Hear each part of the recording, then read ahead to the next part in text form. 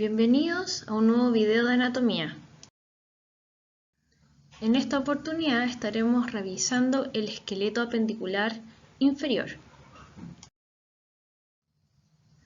El esqueleto apendicular inferior está conformado por los siguientes huesos: el coxal, los cuales se unen para formar el cíngulo pélvico, el fémur y la patela, la tibia y la fíbula, que son los huesos de la pierna, y los huesos del pie representados por el tarso, el metatarso y las falanges. Para comenzar, partiremos describiendo el cíngulo pélvico representado por ambos coxales. El coxal es un hueso plano cuyo nombre viene del latín coxa, que significa cadera. Está compuesto por tres huesos embrionarios: uno superior, ilion, uno antero-inferior, el pubis, y uno posterior-inferior, el isquion. El coxal tiene una forma irregularmente cuadrangular, por lo tanto va a tener una cara lateral, que es la que estamos viendo, una cara medial, un borde superior, un borde anterior, un borde inferior y un borde posterior. En la cara lateral se describe en la zona del ilion la cara glútea para dar inserción a los músculos glúteos.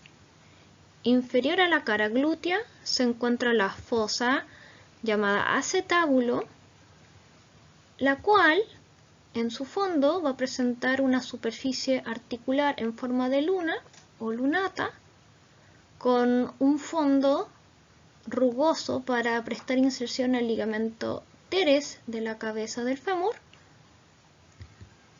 Va a presentar un margen superior como techo, al que llamamos margen acetabular o limbo, e inferior una escotadura acetabular. Debajo del acetábulo vamos a encontrar un gran foramen que se llama obturador, el cual en fresco debería presentar la membrana obturatriz. Este foramen se forma de la unión entre la rama superior, la rama inferior del pubis y la rama inferior y superior del isquion.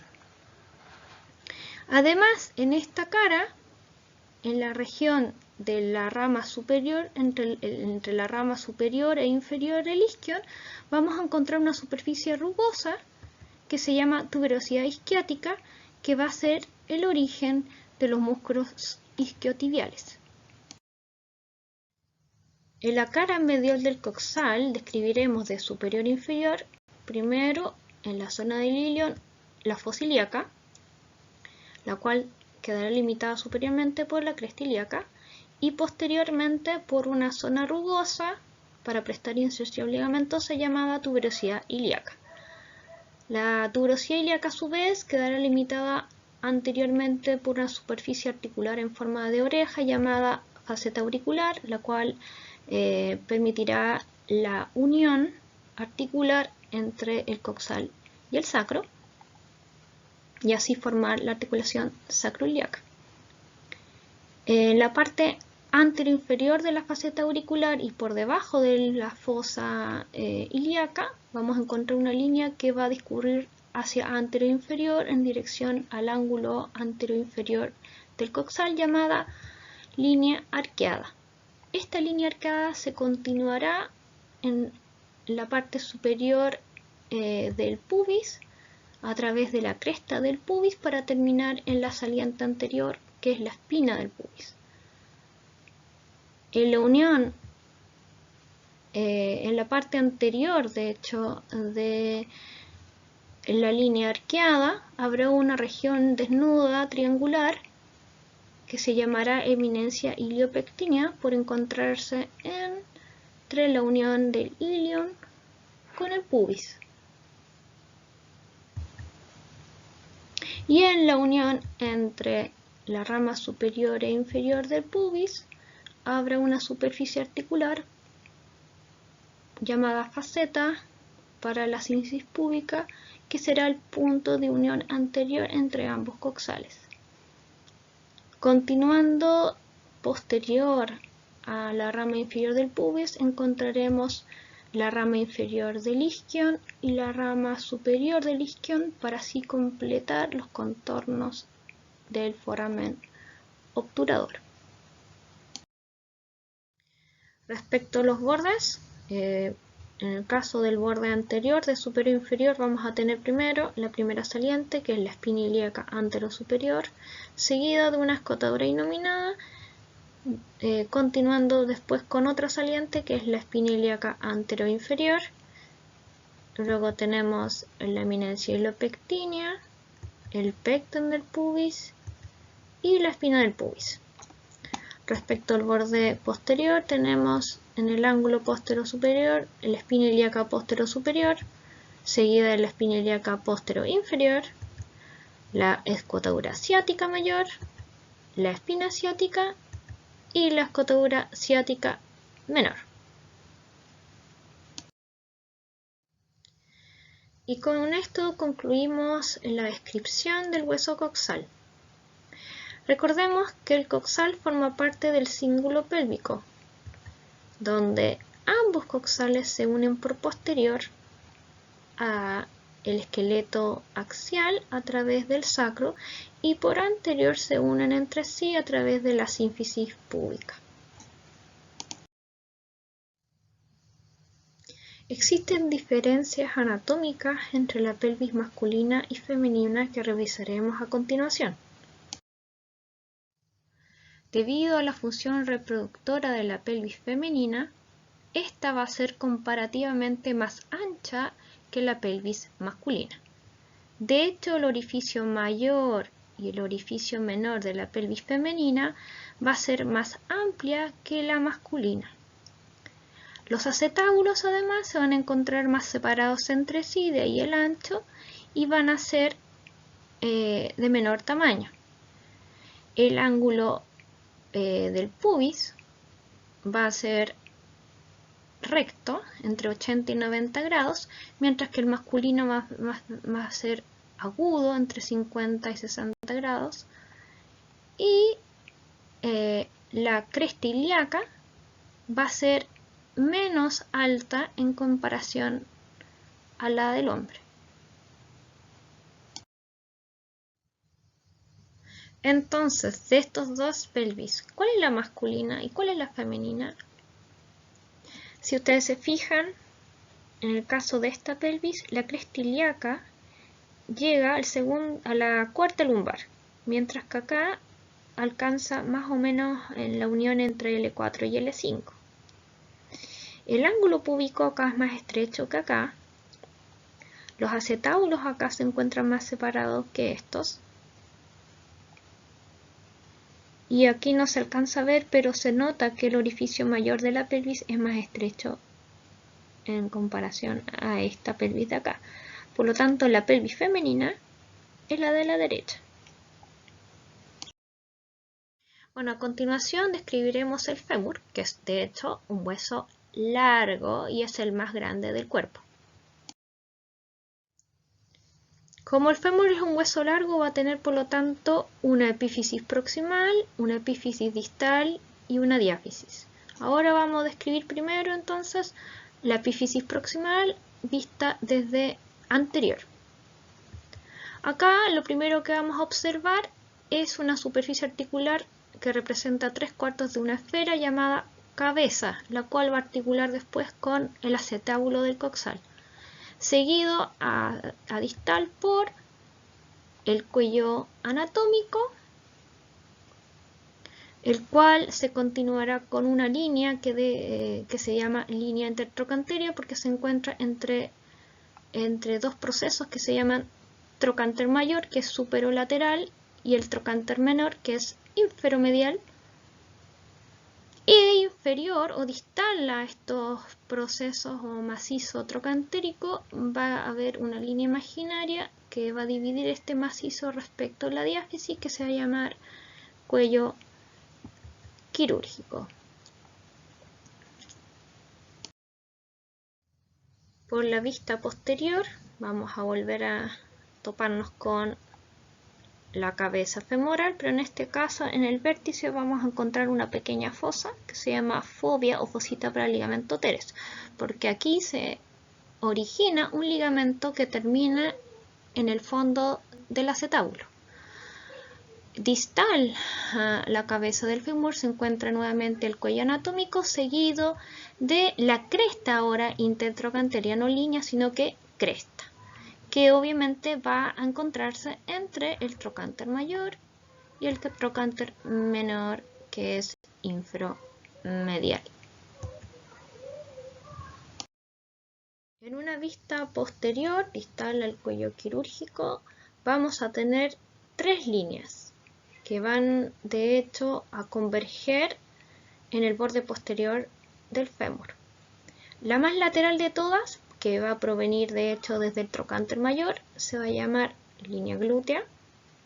Luego va a haber una segunda línea que va a venir del trocánter menor, que se va a llamar línea pectínea, y una tercera línea medial que viene desde la zona de hecho medial al cuello quirúrgico, que se va a llamar línea espiral. Las tres van a converger en la diáfisis del fémur en lo que va a ser la línea áspera, que va a tener un labio medial, un labio lateral y un intersticio.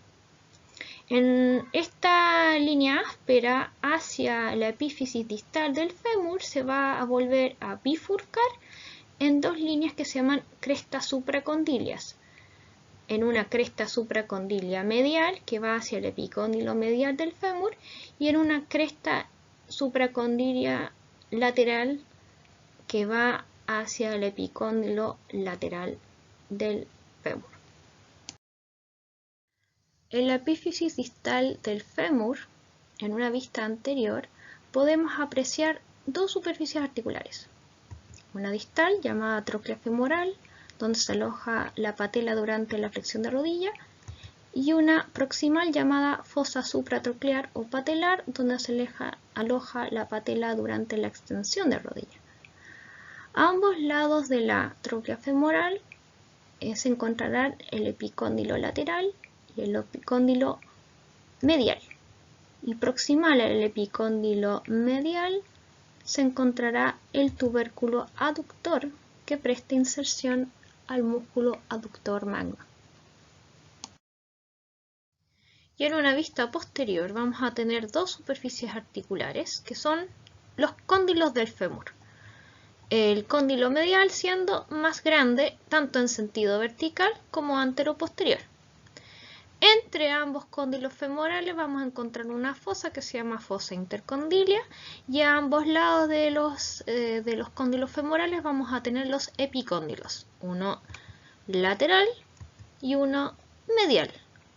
Por proximal al epicóndilo medial habíamos dicho antes que vamos a encontrar el tubérculo aductor y proximal a los cóndilos femorales vamos a encontrar una zona triangular desnuda que va a coincidir con la fosa poplitea y de ahí que se va a llamar cara poplitea. En los bordes medial y lateral a la epífisis distal del fémur vamos a encontrar las crestas supracondilias por encontrarse proximales a los epicóndilos. Así vamos a tener por lo tanto una cresta supracondilia medial y una cresta supracondilia lateral. Estas dos crestas supracondilias a nivel de la diáfisis se van a unir para formar entonces la línea áspera del fémur. Bueno, y con esto damos por finalizada la descripción del fémur. A continuación, seguiremos ahora con la descripción de la patela. La patela es un hueso bastante sencillo, es un hueso sesamoideo que se encuentra en la región anterior de la rodilla. Este hueso va a tener un borde superior, un borde medial, un borde lateral y un vértice o polo inferior. Es un hueso sesamoideo, ¿por qué? Porque se va a encontrar en el espesor del tendón patelar del cuádriceps. Como vimos, la vista anterior, prácticamente la cara anterior no presenta mayor detalle óseo. De hecho, es lisa y subcutánea. Sin embargo, la vista posterior vamos a encontrar una gran superficie articular para poder coincidir con la tróclea del fémur, que en este caso serían dos carillas divergentes y una cresta ósea, siendo la carilla lateral la de mayor tamaño. A continuación veremos el esqueleto de la pierna, donde describiremos dos huesos, de medial a lateral, la tibia y luego la fíbula. La fíbula es un hueso largo, por lo tanto va a presentar una epífisis proximal en relación a la rodilla y una epífisis distal en relación al tobillo. El cuerpo va a ser triangular prismático, va a tener una cara de hecho anteromedial que va a ser subcutánea. Va a presentar también un borde interóseo que va a ser lateral. En este borde interóseo va a correr la membrana interósea que va a unir el borde, en este caso lateral de la tibia, con el borde medial de la fíbula. Y va a tener una cara posterior en la diáfisis que veremos más adelante, donde se encuentra una línea oblicua en sentido inferomedial que se llama la línea del solio, que veremos cuando veamos la vista posterior. Bueno, comencemos describiendo primero la epífisis proximal. Acá la estamos viendo desde una vista anterior y una vista superior, para poder ver las superficies articulares que van a formar la rodilla. Bueno, lo primero que observamos en la cara anterior de la epífisis proximal es una zona rugosa, que es la tuberosidad de la tibia, que va a servir de inserción distal para el cuádriceps, para el tendón patelar. Proximal a la tuberosidad de la tibia van a estar los dos macizos que se llaman los cóndilos de la tibia, el cóndilo en este caso medial y el cóndilo lateral. El cóndilo lateral en su cara anterior va a presentar un pequeño tubérculo que se va a llamar tubérculo del tibial anterior, que va a prestar inserción de hecho al tibial anterior y a la fascia lata. Y continuando por el cóndilo, en este caso lateral, en relación a la diáfisis, vamos a encontrar, como yo les había dicho previamente, el borde lateral, que es el borde interóseo. En la parte superior ahora de los cóndilos van a haber dos cavidades que no van a ser muy profundas, pero se llaman cavidades glenoideas, que van a articular con los cóndilos del fémur. La cavidad de mayor tamaño es la cavidad glenoidea medial, y eso es para coincidir con el mayor tamaño del cóndilo medial del fémur. Y aquí tenemos la cavidad glenoidea lateral, que como pueden ver es de menor tamaño en sentido sobre todo antero-posterior. ¿Ya? Entre ambas cavidades glenoideas va a haber una eminencia que se llama intercondilia, que va a estar formada por dos tubérculos, uno medial y uno lateral. Y anterior y posterior a esta eminencia intercondilia va a estar, por lo tanto, la región intercondilia anterior y la región intercondilia posterior, que van a prestar puntos de inserción para los ligamentos cruzados. Y acá en la vista posterior vamos a volver a ver nuevamente la eminencia intercondilia entre medio del cóndilo medial y lateral de la tibia. Eso sí, que en la cara posterior del cóndilo lateral vamos a tener una escotadura acá, que va a ser la faceta para la cabeza de la fíbula, para poder articular de esto y formar la articulación tibio-fibular proximal.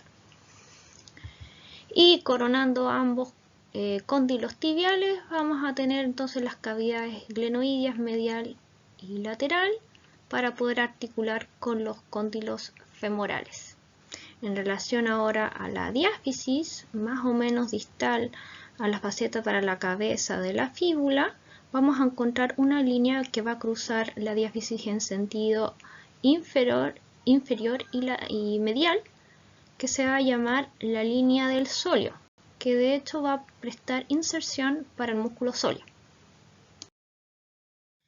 Y en la epífisis distal de la tibia vamos a encontrar las estructuras que van a formar el tobillo.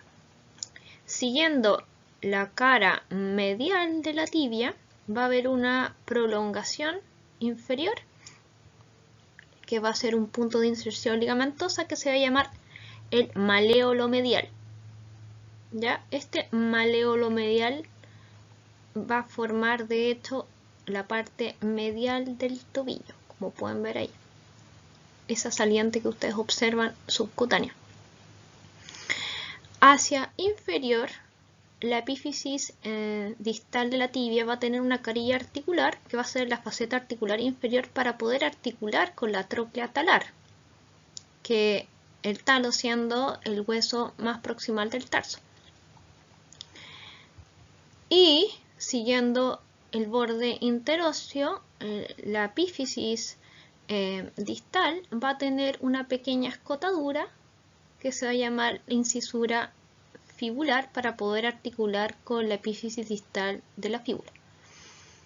Y finalmente en el reverso, o sea por la cara lateral del maléolo, va a haber otra carilla articular que la podemos ver desde la vista lateral, que se va a llamar faceta articular maleolar y que va a servir para poder abrazar, se podría decir, la parte medial del talo.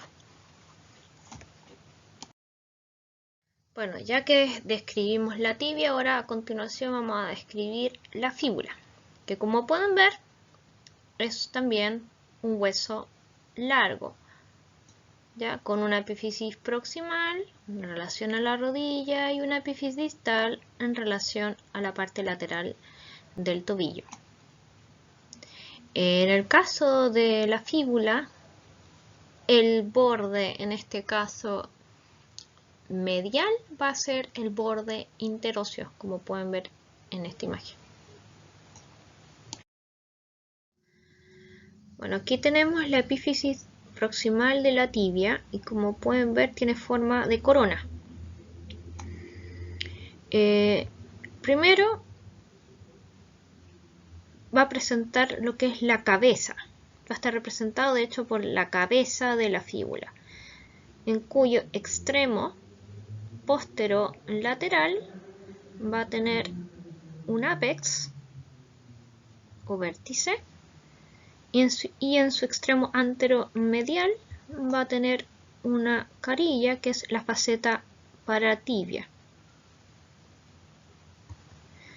Distal a la cabeza vamos a tener el cuello, seguido obviamente de la diáfisis. Y en la diáfisis, el borde medial va a constituir, por lo tanto, el borde interóseo. Y el extremo distal va a estar representado por esta cara de serpiente, cuyo hocico va a apuntar hacia posterior y va a estar representado por el maléolo fibular o lateral, el cual va a representar la saliente subcutánea que representa el aspecto lateral del tobillo. Siguiendo el borde ahora interóseo, el medial, la epífisis distal va a tener una faceta para poder articular con la tibia y así poder formar la articulación tibio-fibular distal, y anterior y distal a esta faceta va a haber otra pequeña faceta que se va a llamar maleolar para poder articular con el aspecto lateral del talo. Y finalmente hemos llegado al pie, el cual va a estar constituido por 3 regiones. La más proximal, el tarso, luego el metatarso y las falanges. En estas 3 regiones vamos a encontrar tanto huesos cortos como huesos largos que describiremos a continuación. El pie se encuentra dividido funcionalmente en 3 regiones. De proximal a distal, primero vamos a tener el retropié, encargado de la estabilización, seguido de un medio pie, encargado de la amortiguación. El retropié y el medio pie van a estar constituidos por los huesos del tarso. A continuación del medio pie vamos a tener el extremo más distal funcional, que va a ser el antepié. Este antepié va a cumplir como función el movimiento y va a estar formado por los huesos que son las metatarsianos, que en conjunto se van a llamar metatarso, y por un conjunto de huesos largos llamadas falanges. Para poder comenzar con nuestra descripción del pie, primero vamos a comenzar con los huesos del tarso. El tarso está constituido por los siguientes huesos de proximal a distal y de medial a lateral. Primero vamos a tener el talo, el que va a estar relacionado proximalmente con la tibia y la fíbula. Inferior al talo vamos a tener el calcáneo, que va a estar en contacto con el suelo. Anterior al talo, en el sentido del borde medial del pie, vamos a encontrar el navicular. Lateral al navicular y anterior al calcáneo vamos a tener el cuboides. Y luego, anterior al navicular, vamos a encontrar 3 huesos pequeños que son las cuñas. Una medial, una intermedia y una lateral, también llamadas primera, segunda y tercera cuña. Entonces vamos a comenzar describiendo el primer hueso del tarso, el talo. El talo es un hueso corto más o menos cuadrangular, por lo tanto va a tener una cara anterior, una posterior, una lateral, una medial, una superior y una inferior.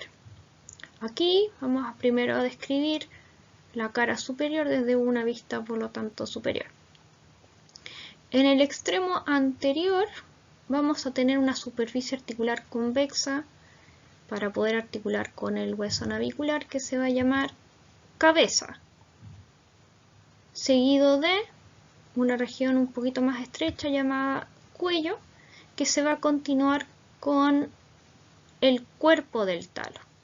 En el dorso del cuerpo del talo vamos a encontrar una superficie articular como bisagra, que es la tróclea talar, en cuyos extremos van a haber 2 carillas articulares, una lateral más amplia y una medial menos amplia, que va a servir para prestar ciertos puntos de articulación con los maléolos, en este caso fibular, y el maléolo tibial. Y estas son, por lo tanto, la faceta para el maléolo lateral o fibular y la faceta para el maléolo medial.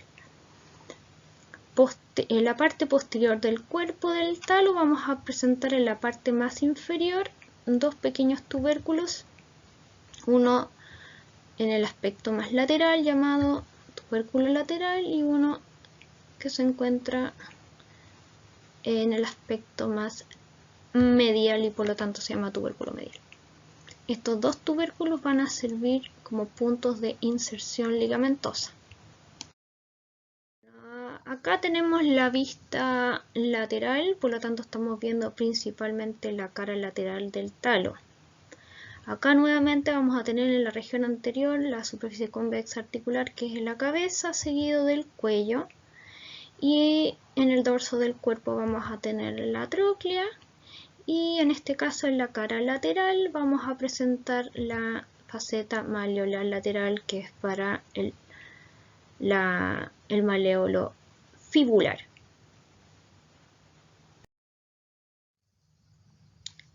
Y en esta vista ahora medial vamos a tener nuevamente en la parte anterior la cabeza. El cuello acá va a quedar interrumpido por la presencia de la faceta para el maleolo medial o tibial, que se va a encontrar un poco más superior respecto a la otra. Y dorsal, la faceta maleolar medial, vamos a encontrar nuevamente la tróclea. Posterior a estos dos superficies articulares vamos a encontrar nuevamente los tubérculos del talo, tubérculo en este caso medial y el tubérculo lateral.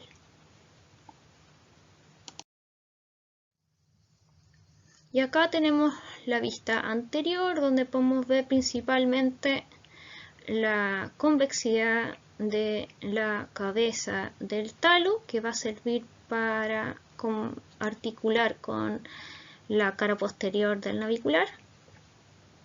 Luego vamos a tener nuevamente el cuello, la tróclea y en ambos extremos las facetas para los maleolos correspondientes. Como pueden ver nuevamente, la faceta lateral es más grande y desciende más que la faceta maleolar medial.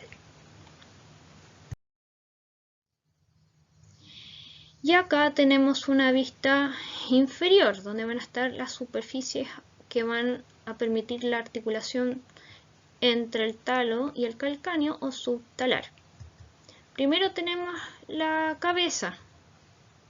La cabeza ya dijimos que va a articular con el navicular. Y luego vamos a tener las estructuras que sí van a articular con el calcáneo. Primero vamos a tener una faceta que se llama faceta anterior. Luego vamos a tener el cuello del talo con un canal o surco, que de hecho se va a completar con un surco a nivel del calcáneo, que se llama surco del talo. Este surco va a permitir que junto con el surco del calcáneo se va a formar por lo tanto una cavidad interna del tarso o seno del tarso.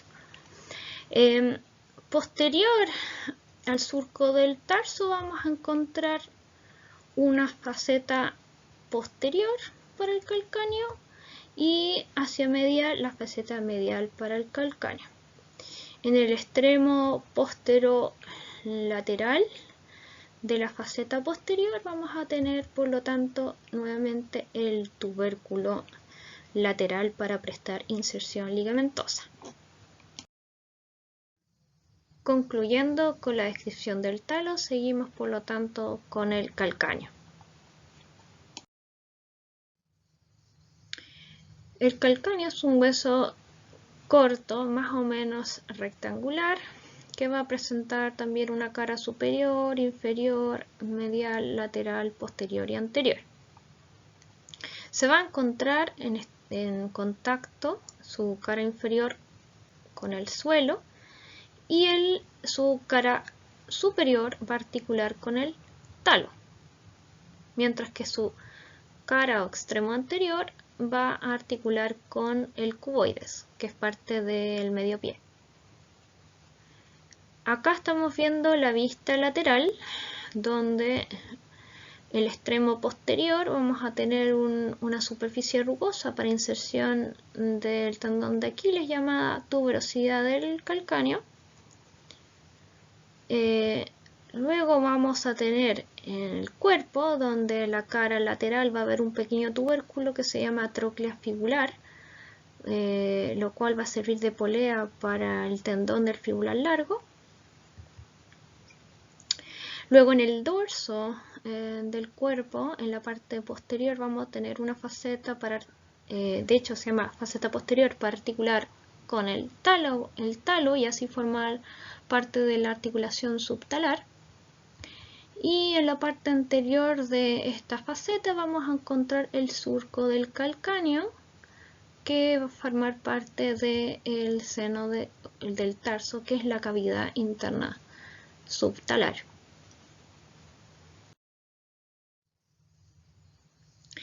Por una vista ahora medial,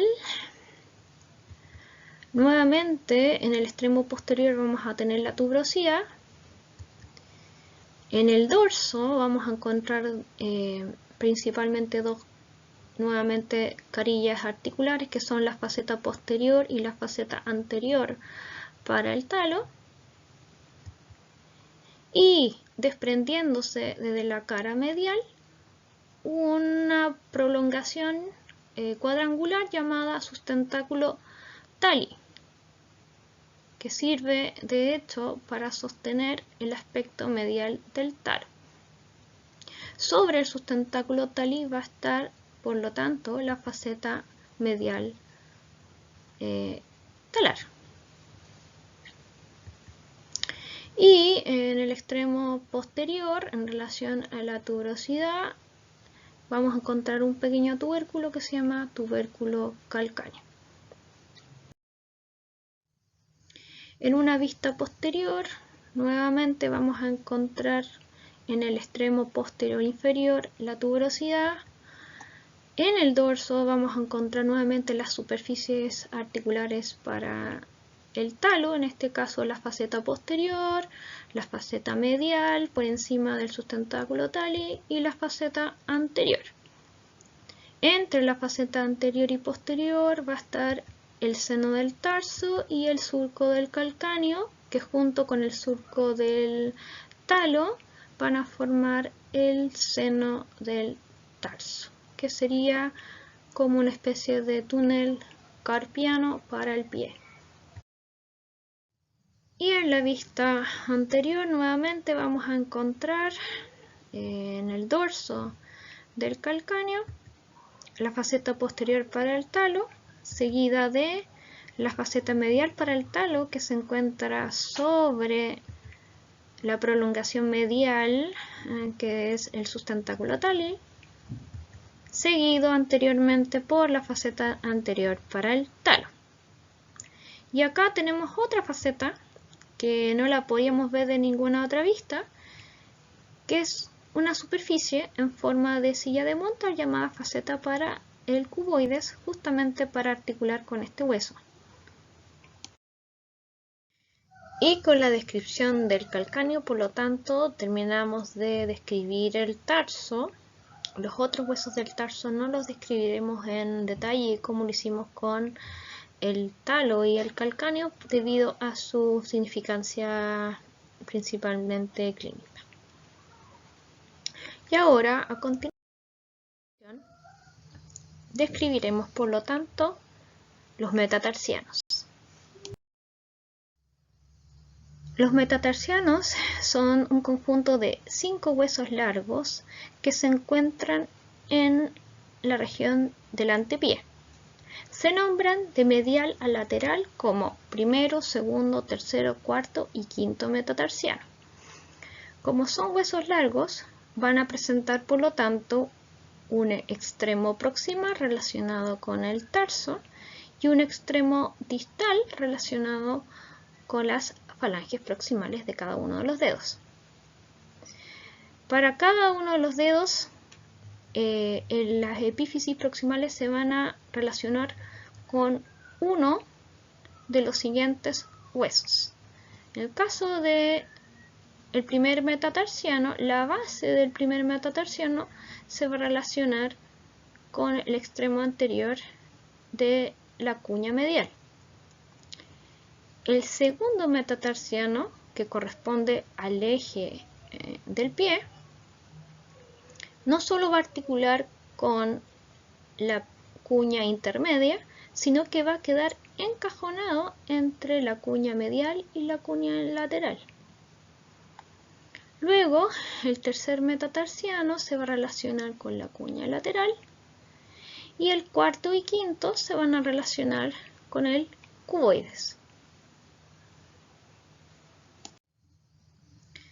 Como mencioné anteriormente, los metatarsianos son huesos largos, por lo tanto van a presentar una epífisis distal representados por una cabeza, que de hecho va a ser una superficie articular en forma de cóndilo, que va a articular con una cavidad glenoidea en la base o epífisis proximal de la falange proximal del dedo que corresponda, por ejemplo en este caso del dedo gordo. Luego va a tener un cuerpo diáfisis seguido de una epífisis proximal o base que va a articular con alguno de los huesos del tarso. En el caso de la base o epífisis proximal del quinto metatarsiano, este va a tener una pequeña prolongación lateral llamada estiloide del quinto metatarsiano que va a prestar inserción para el tendón del fibular corto. Y finalmente llegamos a las falanges de los dedos del pie. La falange de los dedos del pie es bastante similar en estructura anatómica a las falanges de las manos, con la diferencia que estas falanges son más anchas respecto a sus homónimos en la mano. Como podemos ver, cada dedo, a excepción del dedo gordo del pie, va a tener 3 falanges, una proximal, una media y una distal, y todas ellas van a tener las mismas características anatómicas de las falanges de la mano. Bueno, ya que hemos descrito todos los huesos del esqueleto apendicular inferior, vamos a hablar sobre algunas generalidades sobre el pie humano. Primero que todo, el pie humano está constituido por 3 arcos. Un arco medial, el cual está constituido principalmente por el hueso calcáneo,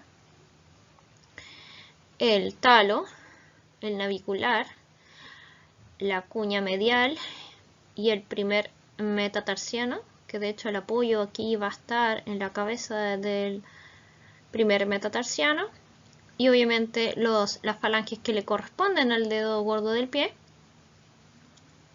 El punto más alto de este arco va a estar entre el talo y el navicular. Luego vamos a tener otro arco que va a ir por el borde ahora lateral del pie, que se llama arco lateral.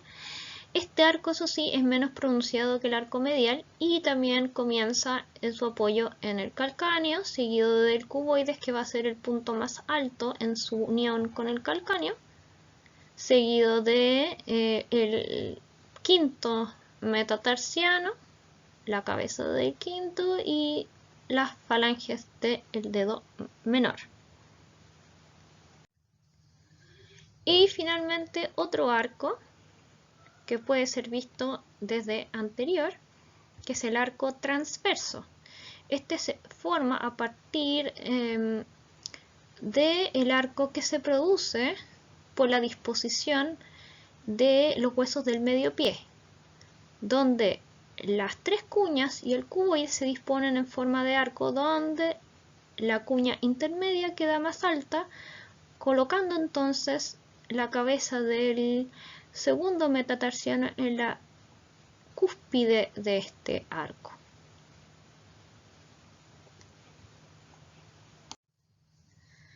Las alteraciones principalmente del arco medial del pie van a provocar 2 patologías de este.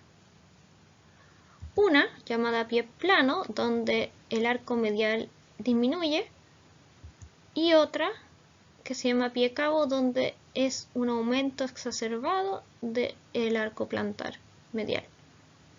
En ambos casos, las funciones de estabilización, amortiguación y movimiento del pie se ven totalmente alterados. Y con esto damos por finalizada nuestra clase de esqueleto apendicular inferior. Muchas gracias por tu atención y nos vemos hasta una nueva presentación.